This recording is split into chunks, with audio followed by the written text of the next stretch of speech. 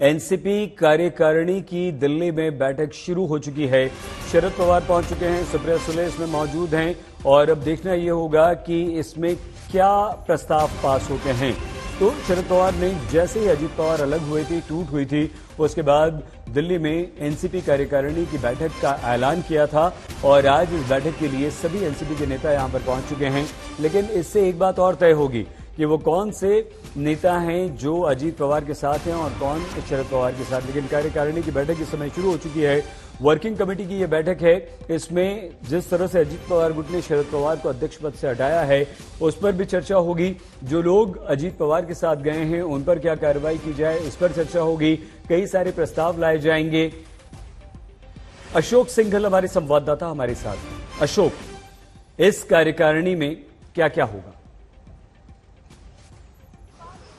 देखिए, सबसे बड़ी बात यह है, जिस ढंग से ये घटनाक्रम हुआ है शहीद, उसको देखते हुए पार्टी में और किन लोगों के खिलाफ कार्रवाई हो सकती है, कौन कौन लोग साथ गए हैं और शरद पवार के लीडरशिप में समर्थन जताया जाएगा प्रस्ताव पारित करके कि हम शरद पवार के साथ हैं और उनकी लीडरशिप की कोई तुलना नहीं हो सकती। और जिस ढंग से आगे बढ़ना होगा, पार्टी को ग्राउंड पे जाकर के कैसे काम करना होगा, और जो चुनाव आयोग और लीगल ऑप्शंस हैं उनके बारे में बातचीत की जाए, क्योंकि पिटीशन डाल दिया गया दोनों गुटों के द्वारा चुनाव आयोग में अपने अपने दावे करते हुए।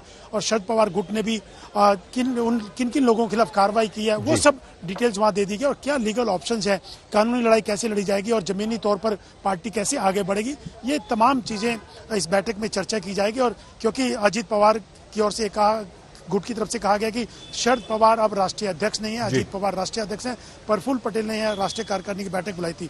लेकिन ये तमाम चीजें इस बैठक में रहेंगी और शरद पवार का आगे का प्लान ऑफ एक्शन क्या रहेगा, शरद पवार की जो एनसीपी गुट है वो आगे किस ढंग से पड़ेगी, जनता के बीच कैसे जाएगी। हालांकि शरद पवार पहले कह चुके हैं कि वो जनता के बीच जाएंगे इन तमाम चीजों को लेकर के। जिन लोगों ने ये विश्वासघात किया और खोटा सिक्का कहा उन्होंने अजीत पवार के बारे में, और कल अजीत पवार ने जो आरोप लगाए, रिटायरमेंट को लेकर बात की गई कि अब ये उम्र नहीं है कि इसमें काम करें, एक सीमा होती है, एक उम्र की एक सीमा होती है।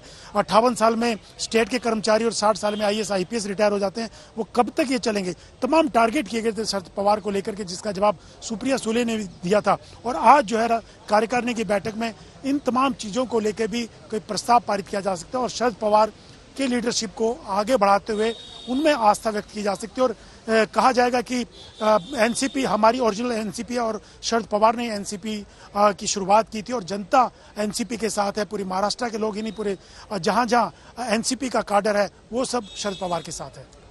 अशोक, क्या अब लड़ाई आगे सिर्फ एनसीपी चुनाव चिन्ह और किसकी एनसीपी, इस पर ही होगी और इसी पर इस बैठक में भी फोकस रहेगा, ऐसा मान सकते हैं? बिल्कुल, देखिए अब तो सिंबल की बात है, क्योंकि चुनाव आयोग में मामला चला गया है दोनों पक्षों की तरफ से। सिंबल किसको मिलेगा, असली पार्टी कौन है। शिवसेना जब एकनाथ शिंदे गुट लेके निकले थे उस वक्त भी चुनाव आयोग और कोर्ट में मामला चला था और चुनाव आयोग ने फैसला किया था, एकनाथ शिंदे को सिंबल कहा गया था, ये असली पार्टी, इनके साथ संख्या ज्यादा है। और अब दोनों पक्ष चले गए हैं एनसीपी के भी चुनाव आयोग में, वो तो लड़ाई रहेगी और लीगल बैटल भी आगे लड़ा जा सकता है। लेकिन शरद पवार ने ये ऐलान कर दिया था कि वो जमीनी लड़ाई भी लड़ेंगे, महाराष्ट्र में जनता के बीच जाएंगे और जनता को के बीच जाकर के बताएंगे कि सब तमाम चीजों को लेकर किस ढंग से अजीत पवार और उनके गुट ने शरद पवार के साथ किया, एनसीपी के साथ किया, वो तमाम चीजें रहेगी। लीगल, चुनाव आयोग और जमीनी लड़ाई भी लड़ी जाएगी।